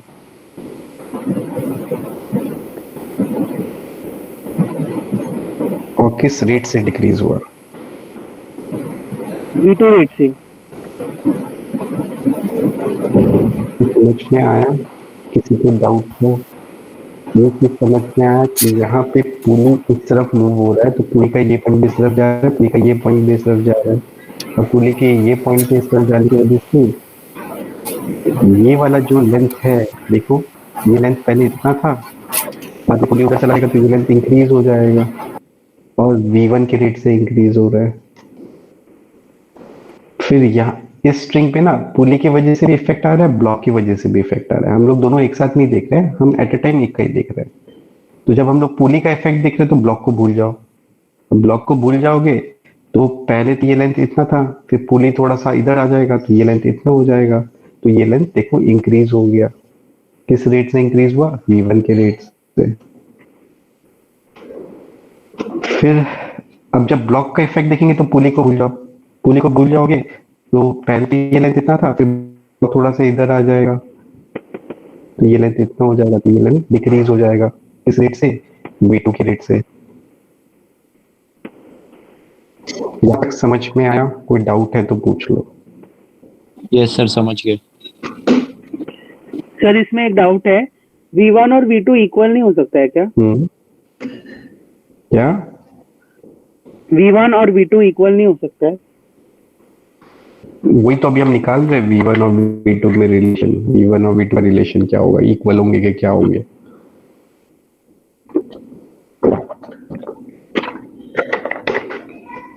हो गया तो ना, और ना, और एक चीज और, ये वॉल मूव कर रहा है? ऑब्वियसली नहीं कर रहा है। वॉल तो यही है, तो इस वॉल की वजह से ये लेंथ में कोई फर्क नहीं आ रहा है। तो अभी ना, अब ये जो स्ट्रिंग है, ये स्ट्रिंग का कभी भी लेंथ चेंज हो सकता है क्या एक्चुअल में? नहीं हो सकता है। स्ट्रिंग का लेंथ कभी चेंज होता है? नहीं तो सर। उसका टोटल लेंथ तो चेंज हो नहीं। ये जो स्ट्रिंग है, ऊपर वाला स्ट्रिंग, इसका इसकी वजह से तो कोई लेंथ पे चेंज नहीं आ रहा है। इसकी वजह से स्ट्रिंग का लेंथ v1 से इंक्रीज हो रहा है, v1 के रेट से इंक्रीज हो रहा है। और ये स्ट्रिंग को देखोगे तो इस स्ट्रिंग का इसकी वजह से v1 के रेट से इंक्रीज हो रहा है और इसकी वजह से v2 के रेट से डिक्रीज हो रहा है। अब टोटल लेंथ तो चेंज हो नहीं सकता। अब टोटल लेंथ चेंज हो नहीं सकता है तो जो जिस रेट से इंक्रीज हो रहा है, जिस रेट से इंक्रीज हो रहा है और जिस रेट से डिक्रीज हो रहा है, इन दोनों रेट को क्या होना पड़ेगा? Equal, more than, less than. Total length string Equal का होना हो नहीं पड़ेगा। सकता। तो हम लोग हमेशा ये कंसेप्ट लगाते हैं, increase is equal to decrease. ठीक है, अब यहाँ पे ये पूरा जो स्ट्रिंग है ना, ये किस रेट से इंक्रीज हो रहा है? v1 के रेट से इंक्रीज हो रहा है यहाँ पे, और यहाँ पे भी v1 के रेट से इंक्रीज हो रहा है, इंक्रीज है। तो इसका नेट इंक्रीज होने का रेट कितना है? 2v1, 2v1। और ये पूरा स्ट्रिंग देखो, यहाँ पे v2 के रेट से डिक्रीज हो रहा है, तो इसका डिक्रीज होने का रेट कितना है? v2। तो बस ये हमारा रिलेशन आ गया कि 2v1 इज v2।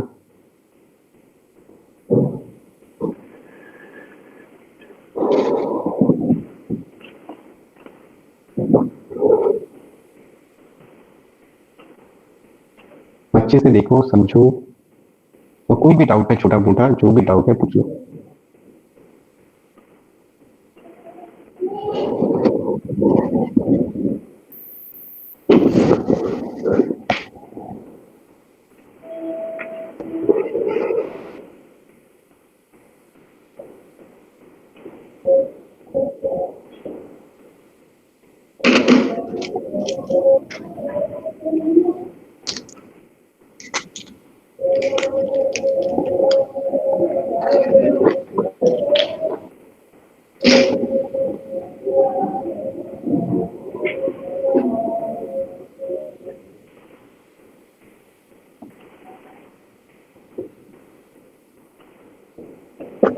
अभी मैं और भी एग्जांपल लूंगा, उससे ज्यादा क्लियर होगा, बट एक बार जितना समझ सकते हो समझ लो।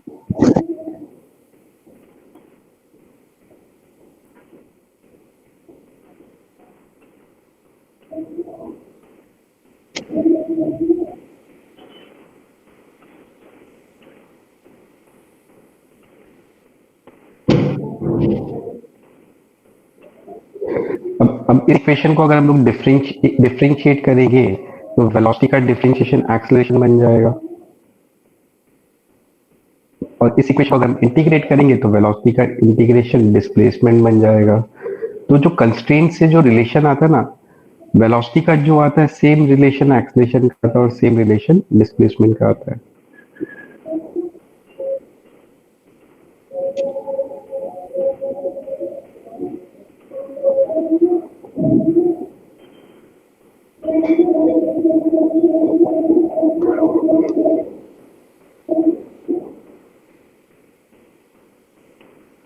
हो गया? किसी को कोई डाउट है? No sir. अब ना यहाँ पे मैंने कोई एफबीडी ये सब ड्रॉ किया, कोई फोर्सेस देखा मैंने? नहीं सर। तो याद रखना, कंस्ट्रेंट में एफबीडी नहीं ड्रॉ करते हैं, कोई फोर्सेस नहीं देखते हैं। और ये जो कंस्ट्रेंट का मैंने कंसेप्ट लगाया ना, इस कंसेप्ट से हमारा आंसर क्या आया? आंसर ये आया, या फिर ये आया, या फिर ये आया। तो कंस्ट्रेंट से पता क्या चलता है? कंस्ट्रेंट से हमें इन दोनों ऑब्जेक्ट के वेलोसिटीज के या फिर एक्सेलरेशन या फिर डिस्प्लेसमेंट के बीच का रिलेशन पता चलता है। कंस्ट्रेंट से आंसर क्या आता है? इन दोनों ऑब्जेक्ट के वेलोसिटीज, एक्सेलरेशन या फिर डिस्प्लेसमेंट के बीच में रिलेशन हो जाता है। तो कभी भी इन दोनों का वेलोसिटी को रिलेट करना है तो हम लोग कौन सा कंसेप्ट लगाएंगे, कंस्ट्रेंट वाला। और कंस्ट्रेंट में हम लोग कोई एफबीडी ड्रॉ नहीं करते, कोई फोर्सेस नहीं देखते हैं।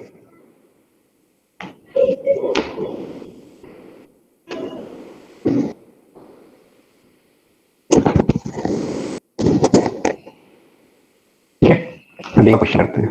तो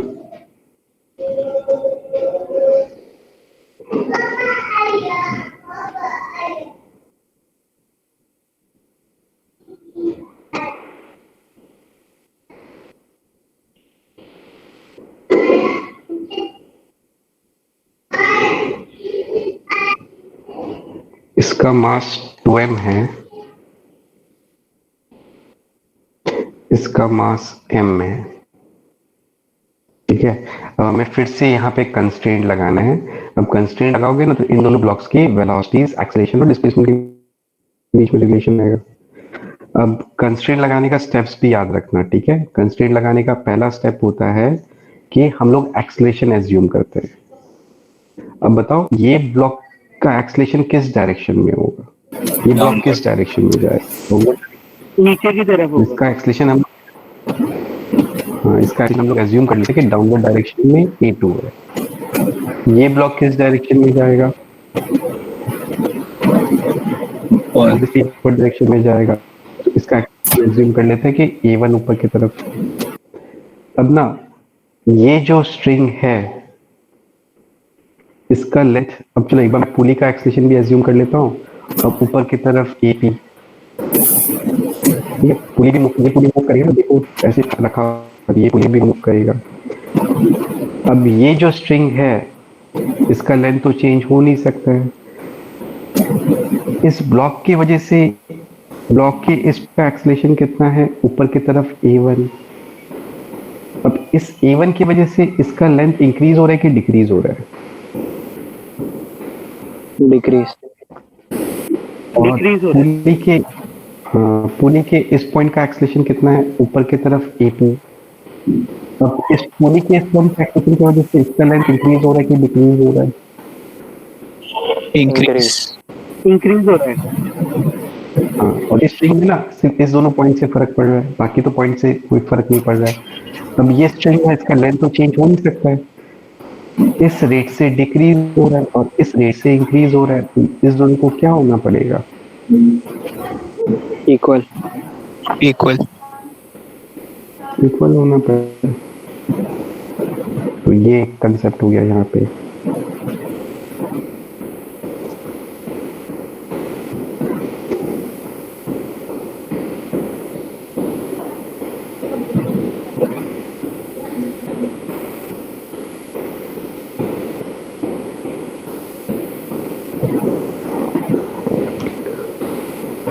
मैं ये सब हटा देता हूँ और ये हमेशा नेक्स्ट टाइम के लिए याद भी रखा करो।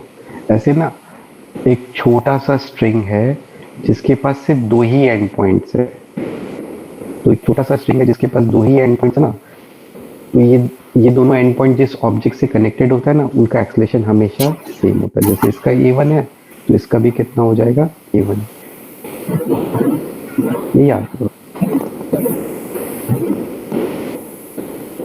ठीक है। अब हम लोग इस बड़े स्ट्रिंग के लिए कंस्ट्रेंट लगाएंगे, इस बड़े स्ट्रिंग के लिए। ये पूरा एक ही स्ट्रिंग है, ठीक है। इस बड़े स्ट्रिंग का ये वाला एंड सीलिंग को टच कर रहा है। अब सीलिंग तो मूव नहीं रहा है तो सीलिंग का एक्सेलरेशन कितना है, 0 है। इस बड़े स्ट्रिंग का ये वाला एंड पुली को टच कर रहा है। अब ये जो पुली है ये ऊपर की तरफ A1 से है, तो पुली के ये जो पॉइंट है ना वो भी ऊपर की तरफ A1 से जाएगा।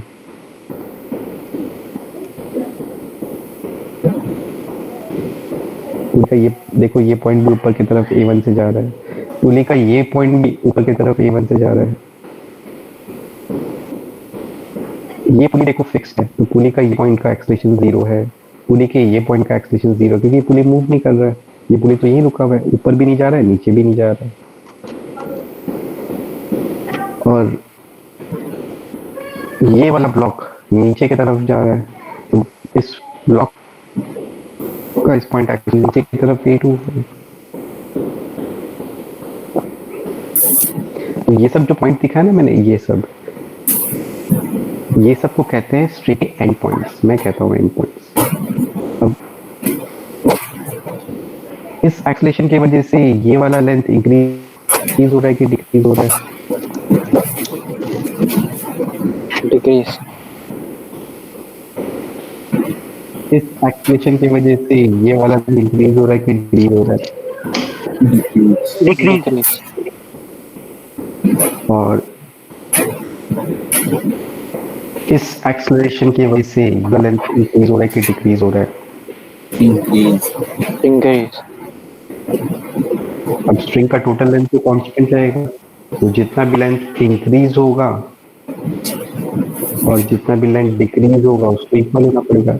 ये देखो इसकी वजह से इंक्रीज हो रहा है A2 के रेट से, और इन दोनों की वजह से डिक्रीज हो रहा है 2A1 के रेट से, तो A2 is equal to 2A1 आ गया।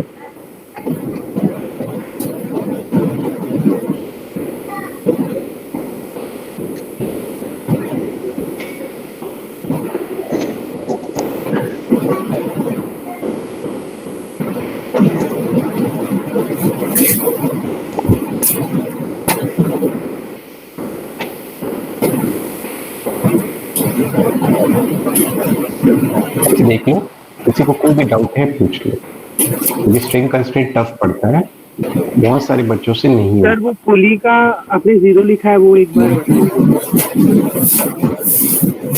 ये जो पुली है ना, ये पुली ऊपर जा रहा है क्या? नहीं नीचे जा रहा है? नहीं फिक्स्ड है। तो फिर ये पुली की वजह से ये लेंथ चेंज नहीं होगी, क्योंकि ऊपर और नीचे जाएगा तभी ये लेंथ चेंज होगा। नहीं ये ऊपर जा रहा है नहीं नीचे जा रहा है, तो पुली की वजह से कोई चेंज नहीं आएगा।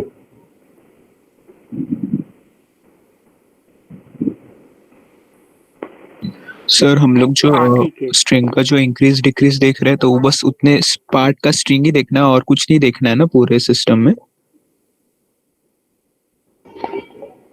ये जो स्ट्रिंग है ये अलग अलग स्ट्रिंग है कि एक ही स्ट्रिंग है? एक ही स्ट्रिंग है सर। हम लोग स्ट्रिंग कंस्ट्रेंट सिस्टम में लगा रहे हैं कि स्ट्रिंग में लगा रहे हैं? स्ट्रिंग में लगा रहे हैं। और इस स्ट्रिंग का देखो यहाँ से लेंथ डिक्रीज हो रहा है, यहाँ से डिक्रीज हो रहा है, यहाँ से इंक्रीज हो रहा है, और इनके वजह से तो कोई फर्क नहीं पड़ रहा क्योंकि 0 0 0 है। तो इस स्ट्रिंग में हम लोग जो भी इंक्रीज हो रहा है और जो भी डिक्रीज हो रहा है उसको इक्वल कर रहे हैं। हम सिस्टम में नहीं लगा रहे, हम स्ट्रिंग कंस्ट्रेंट स्ट्रिंग में लगाते हैं।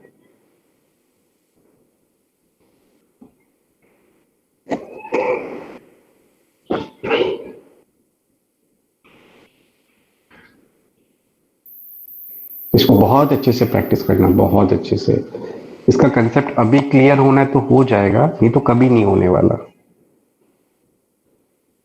मैंने जैसे सिखाया वैसे समझ के करना, बहुत अच्छे से, बहुत स्लोली एक एक चीज समझ के करना, फिर धीरे धीरे कंसेप्ट क्लियर हो जाएगा।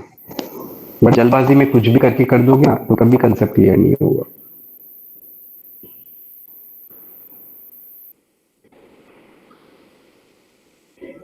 कोई डाउट है? और नहीं सर। एक क्वेश्चन करता हूँ स्ट्रिंग कंस्ट्रेंट का। ये शीट का एक्सरसाइज 1 का क्वेश्चन है, तुम लोगों को देखा हुआ होगा।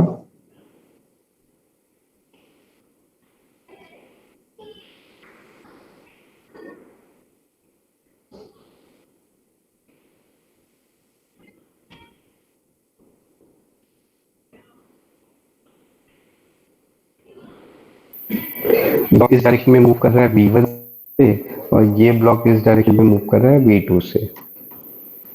हमें V1 और V2 के बीच में रिलेशन निकालना है, ठीक है? तो हम लोग स्ट्रिंग कंस्ट्रेंट लगाएंगे स्ट्रिंग पे। इस स्ट्रिंग का एंड पॉइंट क्या आया? एक तो ये है, एक ये है, एक ये है और एक ये है, ठीक है? ब्लॉक का ये वाला पॉइंट ना किस डायरेक्शन पर है? फर्स्ट डायरेक्शन में मूव कर रहा है कि सेकंड डायरेक्शन में मूव कर रहा है? ब्लॉक का ये वाला पॉइंट फर्स्ट के अलोंग मूव कर रहा है कि सेकंड के अलोंग मूव कर रहा है? फर्स्ट के अलाउ। फर्स्ट के अलाउ। ब्लॉक का ये वाला पॉइंट किसके अलोंग मूव कर रहा है? फर्स्ट के अलोंग। देखो सामने दिख रहा है ब्लॉक राइट जा रहा है, तो ब्लॉक का ये वाला पॉइंट भी राइट जाएगा v1 वेलोसिटी से। सिमिलरली इस ब्लॉक का ये वाला पॉइंट राइट जा रहा है v2 वेलोसिटी से, ये v2 है। अब ना ब्लॉक का ये वाला पॉइंट राइट जा रहा है v1 वेलोसिटी से। अब इसका हम लोग कंपोनेंट निकाल लेते हैं। एक तो अलोंग द स्ट्रिंग निकाल लेते हैं, वो आएगा v1 cos थीटा 1, और एक पर टू द स्ट्रिंग निकाल लेते हैं जो कि आएगा v1 sin थीटा 1।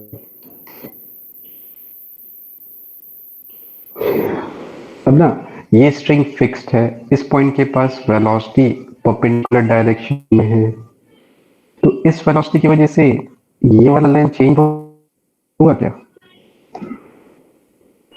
नहीं सर।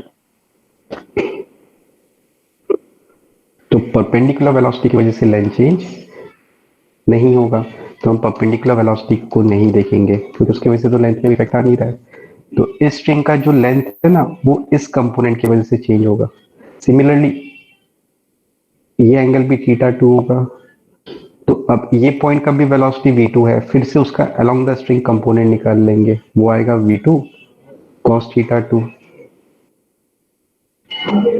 और एक दूसरा कंपोनेंट ऐसे स्ट्रिंग के परपेंडिकुलर आएगा, फिर से इसकी वजह से कोई फर्क नहीं पड़ेगा स्ट्रिंग के लेंथ में, तो वो भी चेंज नहीं हुआ।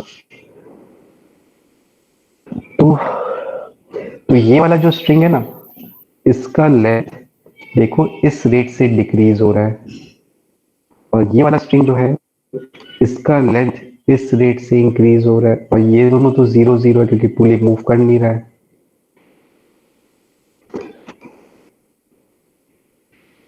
तो अब ये जो पूरा स्ट्रिंग है, इस पूरा स्ट्रिंग का लेंथ तो चेंज हो नहीं सकता है, तो फिर हम लोग decrease is equal to increase कर देंगे। यहाँ पे लेंथ डिक्रीज हो रहा है v1 के रेट से, और यहाँ पे लेंथ इंक्रीज हो रहा है v2 के रेट से। तो बस यहाँ से ये रिलेशन आ गया v1 और v2 में।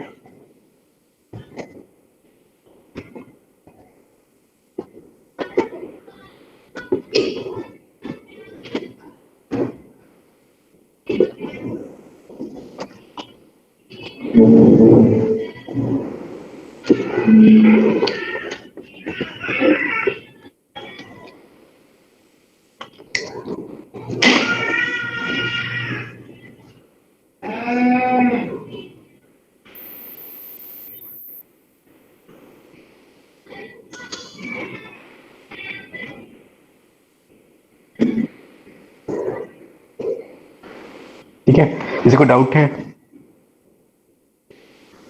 No sir. नहीं सर। तो इसमें एक चीज ध्यान रखना, कभी भी ना वेलोसिटी अगर स्ट्रिंग से एंगल बना रहा होगा ना, तो हम लोग पूरा वेलोसिटी लेंगे कि उसका अलोंग द स्ट्रिंग वाला कंपोनेंट लेंगे?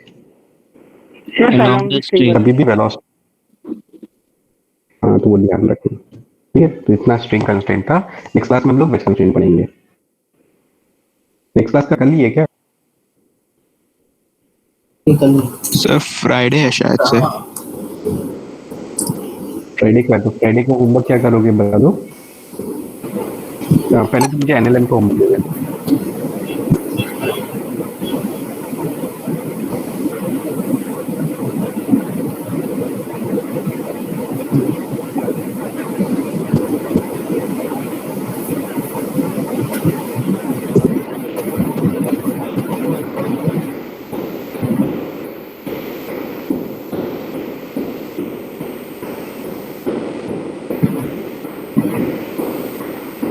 तुम लोग तो सॉल्व एग्जांपल शीट से प्रैक्टिस कर लेना।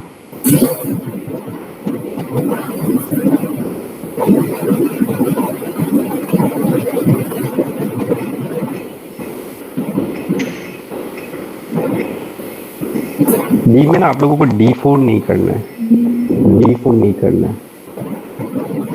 पार्ट 1 का।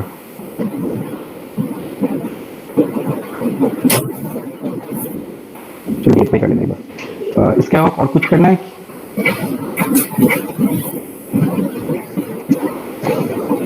काफी है सर।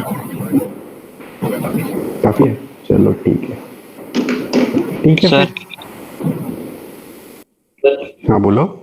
ये हफ्ते में खत्म हो जाएगा क्या एनएलएम? एनएलएम, हाँ एनएलएम खत्म हो जाएगा ये हफ्ते में। सर फ्रिक्शन और डब्ल्यूपी तो नहीं होगा ना? नहीं वो कब संडे को टेस्ट है क्या? हाँ हाँ संडे को सर, टेस्ट है। संडे को टेस्ट है। हाँ इसी संडे को डब्ल्यूपी तो नहीं हो, इसी में डब्ल्यूपी तो नहीं हो पाएगा। तो बोल देना, मैं भी बोल दूंगा।